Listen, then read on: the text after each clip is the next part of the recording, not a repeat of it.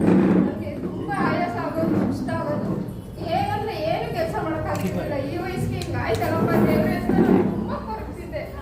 ಆದ್ರೆ ಇದಕ್ಕೆ ಬಂದ ನಂತರ ಕಾಯಿಲೆ ಇರೋದು ಏನು ಅಂತ ಒಂದು ಚೂರು ಗೊತ್ತಾಗ್ದಂಗೆ ಬಾಬಾಜಿ ನನ್ನನ್ನು ಕಾಪಾಡ್ಕೊಂಡು ಬಂದಿದ್ದಾರೆ. ಒಂದು ಈ ಕ್ರಿಯಾಯೋಗ ಮಾಡಿದ ನಂತರ ನನಗೆ ಒಂದಿನ ಹುಷಾರಿದ್ದಂಗೆ ಆಯಿತು. ಸೊ ನಾನು ಏನಪ್ಪ ಹಿಂಗಾಯ್ತು ಅಂತ ಯೋಚನೆ ಮಾಡುವಾಗ ಸುಮ್ಮನೆ ಹಿಂಗೆ ಮಾತ್ರೆ ನುಂಗಿ ಸುಮ್ಮನೆ ಹಿಂಗೆ ಮಲ್ಕೊಂಡಿದ್ದೆ. ಮಲಗಿದಾಗ ನಾನು ಎಲ್ಲೋ ಹೋಗ್ಬಿಟ್ಟಿದ್ದೀನಿ, ಎಲ್ಲ ಆಕಾಶದಲ್ಲಿ ತೇಲಾಡೋ ಥರ ಒಂದು ಬೆಳಕು ಬಂತು. ಇದಂತೂ ನಾನು ಯಾವತ್ತೂ ಈ ಅನುಭವನ ನನಗೆ ಹಾಗೆ ಇರಲಿಲ್ಲ. ನಿಮ್ಮ ಹತ್ರನೇ ಹೇಳ್ಕೊಬೇಕು ಅಂತ ಹೇಳ್ತಾ ಇದ್ದೀನಿ. ನಾನು ಯಾವುದೇ ರೀತಿ ಸುಳ್ಳು ಹೇಳೋಕ್ಕೂ ಅವಶ್ಯಕತೆ ಇಲ್ಲ. ಇಲ್ಲಿ ಏನೋ ಒಂದು ಲೈಟ್ ಥರ ಬೆಳಕು ಬಂದು ಹೋದಾಗ ಅದರ ದೇವರು ಓಡಾಡೋ ಥರ ಶಿವ ಪಾರ್ವತಿ ಥರ ಕಾಣ್ತು.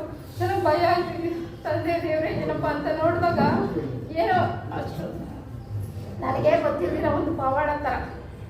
ಆಮೇಲೆ ಮತ್ತೆ ನಾನು ಎದ್ದು ಬಾಬಾಜಿಗೆ ನಮಸ್ಕಾರ ಮಾಡಿ ಧ್ಯಾನ ಮಾಡಿ, ತಂದೆ ಇದ್ದಿದ್ರೆ ನನಗೆ ತುಂಬ ಒಳ್ಳೆಯದಾಗಿದೆಯಪ್ಪ ಅಂತ ನಮಸ್ಕಾರ ಮಾಡಿ ಆವಾಗ ಸಮಾಧಾನ ಮಾಡಿಕೊಂಡೆ.